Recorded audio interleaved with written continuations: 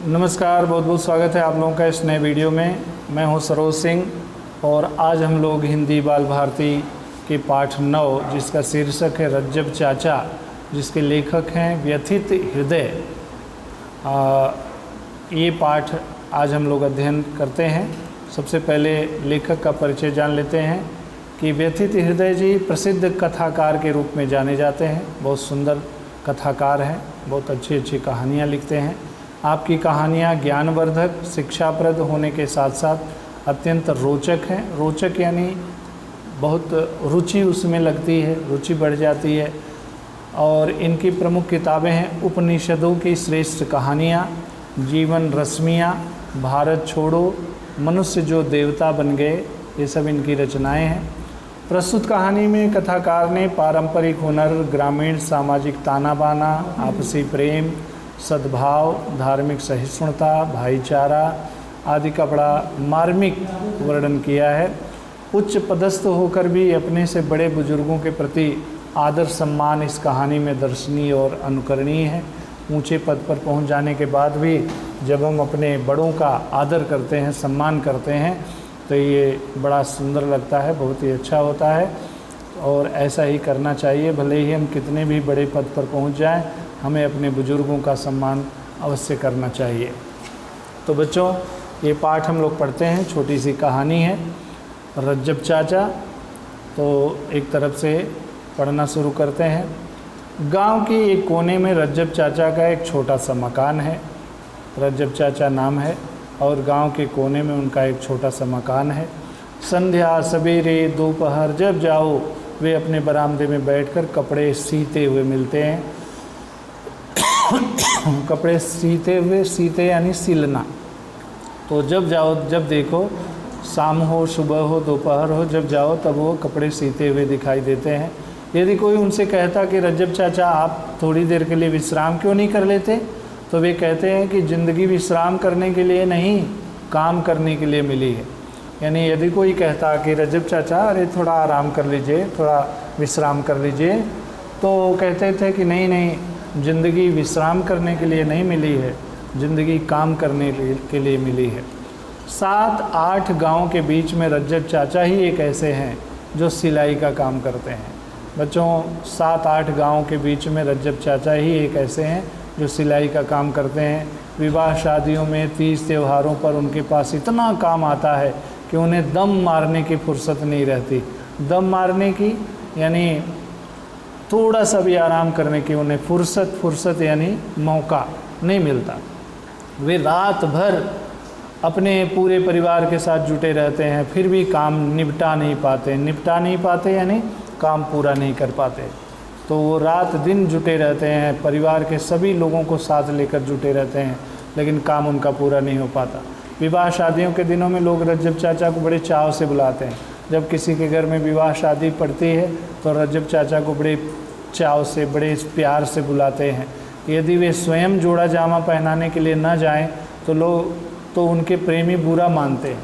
यानी अपने हाथ से जामा जोड़ा, बच्चों शादी के समय ये पहने जाने वाला एक विशेष परिधान है, विशेष ये कपड़ा होता है जामा जोड़ा। अब तो इसका रिवाज ख़त्म हो गया, अब उसकी जगह शेरवानी आ गई है। पहले पुराने ज़माने में हम लोगों के समय, हम लोग जब छोटे छोटे बच्चे थे तो लोग जामा जोड़ा पहनकर शादी के लिए जाते थे। तो शादी के लिए जामा जोड़ा सिलकर और अपने हाथों से ले जाकर दूल्हे को जब पहनाते नहीं थे तो लोग जो इनसे प्रेम करने वाले थे वो बुरा मान जाते थे और उन्हें उलाहना देते थे कि आपको तो मेरे बेटे के लिए मौका ही नहीं मिला, समय ही नहीं मिला, आप तो जामा जोड़ा पहनाने के लिए आए ही नहीं, ऐसा उलाहना देते, शिकायत करते।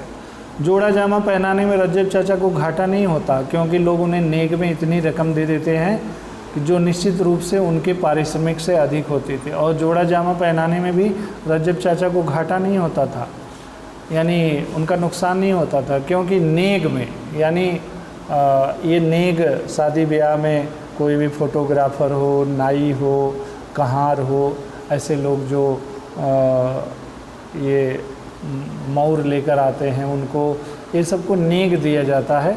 तो इतनी नेग उनको मिल जाता था कि उनकी पारिश्रमिक से, यानी उनकी जो मजदूरी होती थी उससे कहीं अधिक होता था। 75 को पार कर गए थे। 75 यानी 75, 75 साल उनकी उम्र हो गई थी, उससे ज़्यादा हो गई थी।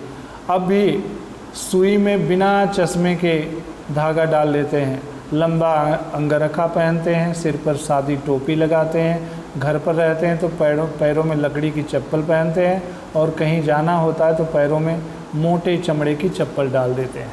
ये उनका व्यक्तित्व है, उनका स्वभाव है। उनकी आंखें अभी भी काम करती हैं। आजकल तो बचपन में ही चश्मे लग जाते हैं, लेकिन 75 साल की उम्र हो गई, लेकिन सुई में धागा अभी भी डाल लेते हैं। और लंबा चोंगा अंगरखा पहनते हैं, लंबा कुर्ता पहनते हैं, सिर पर एक सादी सी टोपी पहनते हैं, सादी यानी साधारण सी टोपी पहनते हैं। और घर में रहते हैं तो लकड़ी की चट्टी पहनते हैं, खड़ाऊँ जिसको कहते हैं। और जब कहीं बाहर जाते हैं तो वह पैरों में मोटे चमड़े की चप्पल डालकर जाते हैं।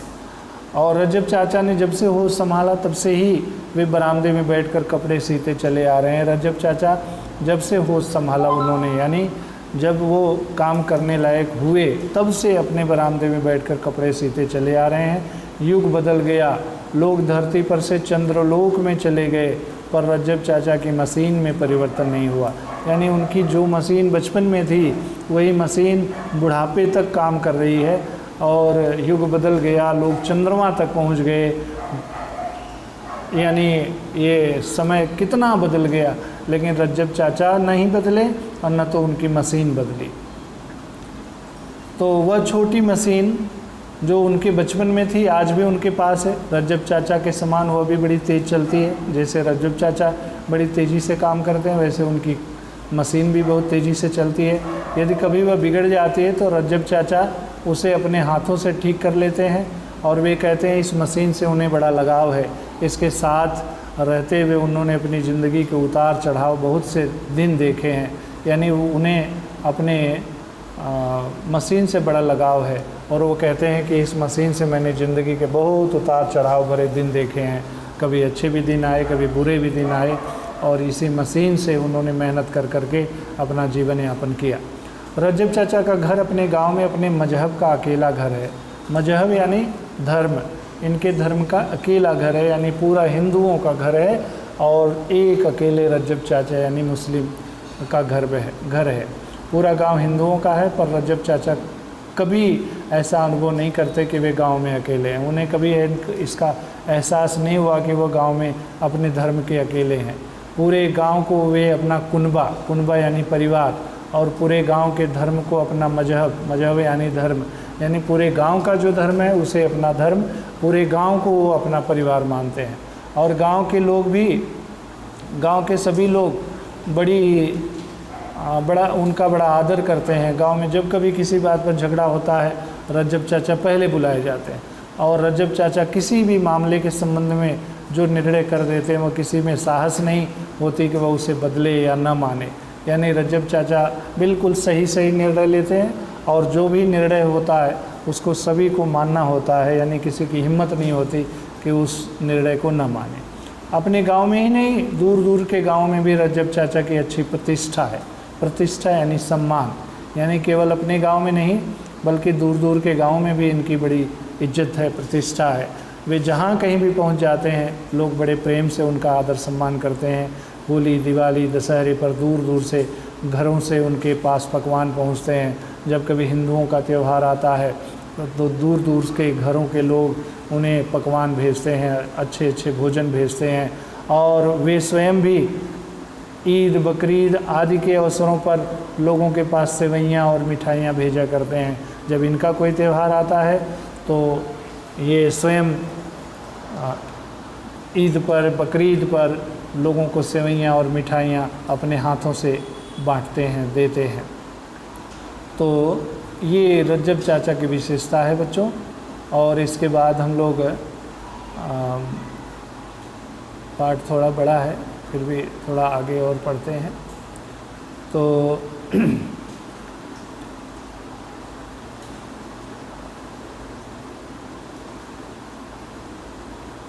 यहाँ से देखते हैं। रजब चाचा के जवानी के दिन थे, यानी वो नौजवान थे। गांव के ठाकुर सूरजभान के लड़के का विवाह था। गांव के एक ठाकुर परिवार के व्यक्ति थे जिनका नाम सूरजभान था। उनके लड़के का विवाह था। उनका लड़का माता प्रसाद गौर वर्ण का हंसमुख सुशील और पढ़ा लिखा युवक था। वो गोरा सुंदर हंसमुख सुशील और बहुत ही पढ़ा लिखा युवक था माता प्रसाद। रज्जब चाचा को बड़े चाव से विवाह का जोड़ा जामा लेकर ठाकुर के आंगन में पहनाने के लिए उपस्थित हुए।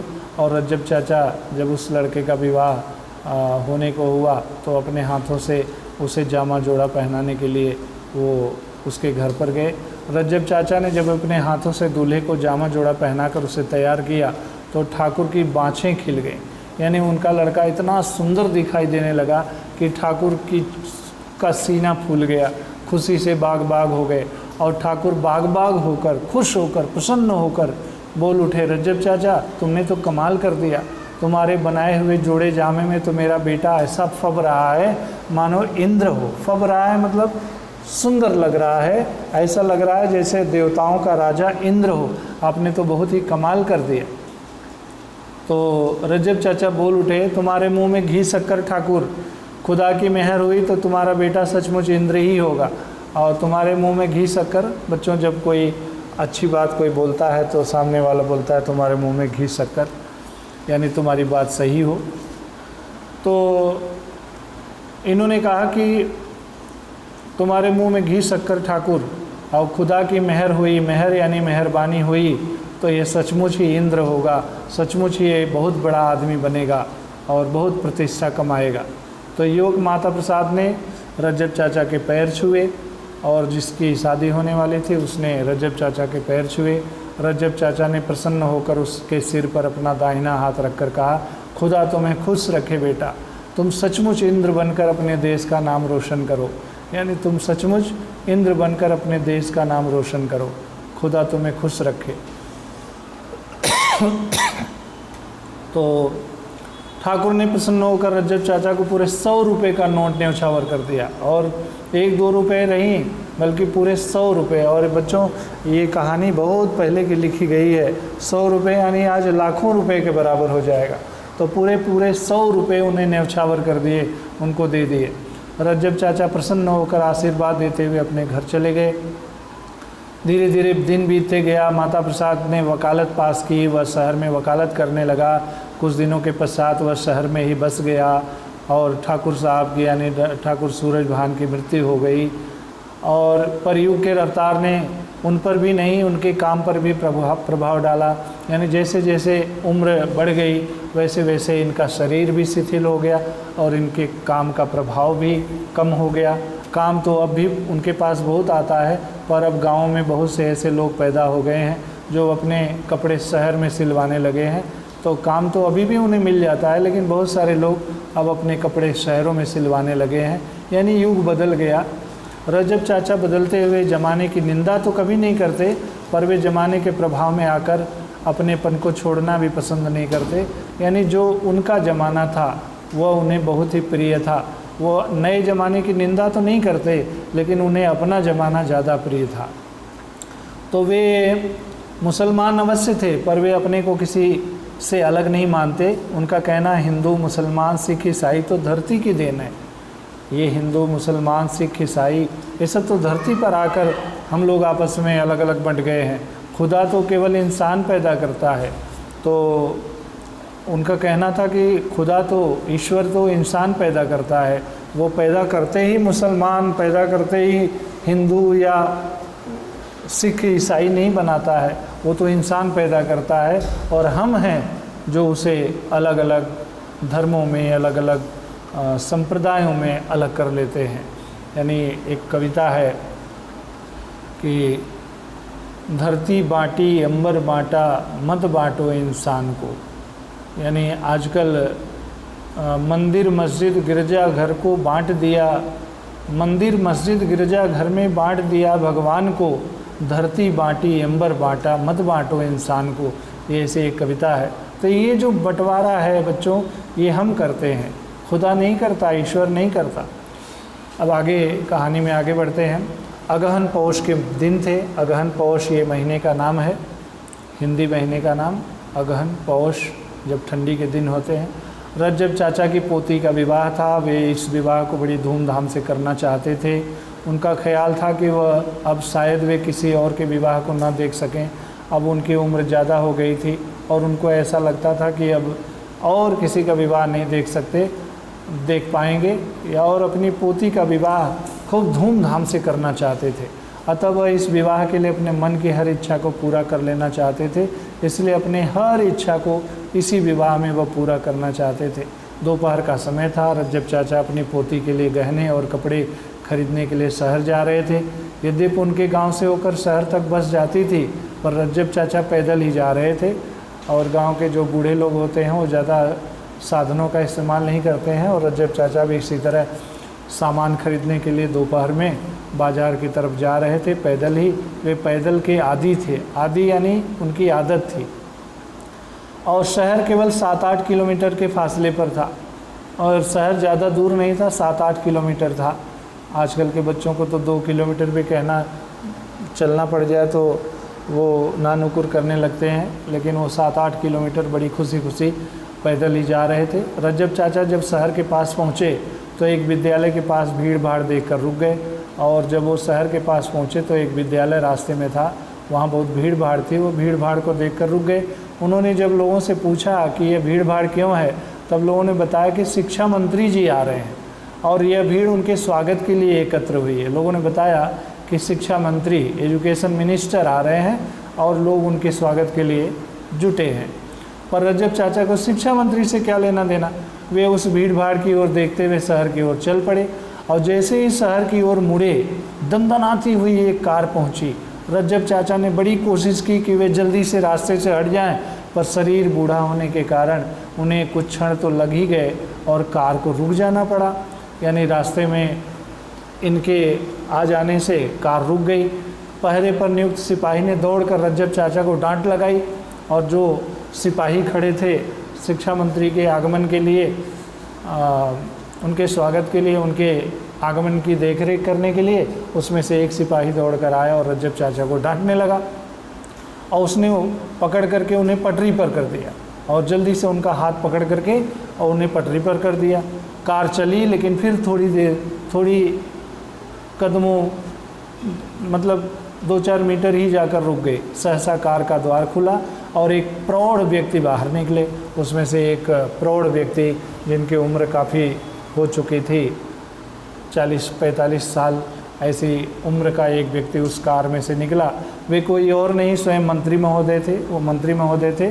वे किसी और को अवसर न देकर शीघ्र दौड़कर रज्जब चाचा के पास जा पहुँचे, और दौड़कर रज्जब चाचा के पास गए, और उन्होंने कुछ कदमे के फासले से ही पुकारते हुए कहा, रज्जब चाचा, रज्जब चाचा। और वो मंत्री महोदय स्वयं किसी से बुलवाए नहीं, बल्कि दौड़कर खुद ही गए और पीछे से ही आवाज़ लगाई, रज्जब चाचा, रज्जब चाचा। तो रज्जब चाचा जब तक कुछ कहें, रज्जब चाचा जब तक कुछ कहें न कहें, यानी कह भी नहीं पाए, मंत्री महोदय ने दौड़कर उनके चरण स्पर्श किए। मंत्री महोदय दौड़े दौड़े गए और उनके पैर छू लिए, चरण स्पर्श किए। रज्जब चाचा ने बिना पहचाने हुए ही दोनों हाथों से पकड़कर उन्हें सीने से लगा लिया। रज्जब चाचा उन्हें पहचान नहीं पाए, लेकिन दोनों हाथों से उन्होंने उन्हें सीने से लगा लिया। रज्जब चाचा ने जब उन्हें अपने सीने से लगाते हुए उनकी मुखाकृति की ओर गौर से देखा, यानी बड़े ध्यान से जब उनके चेहरे की ओर देखा, तो हठात उनके मुंह से निकला, माता प्रसाद, तुम माता प्रसाद हो। तो अचानक उनके मुंह से निकला कि अरे तुम माता प्रसाद हो। तो मंत्री महोदय बोल उठे, हाँ रज्जब चाचा, मैं माता प्रसाद ही हूँ, और आपने ही तो मुझे इंद्र बनने का आशीर्वाद दिया था।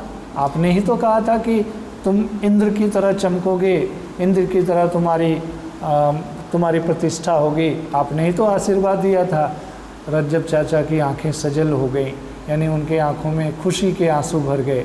उनकी आंखें सजल हो गईं, उनकी आंखों से आनंद और प्रसन्नता की बूंदें टपक कर गिरने लगीं, यानी आनंद में विभोर हो गए।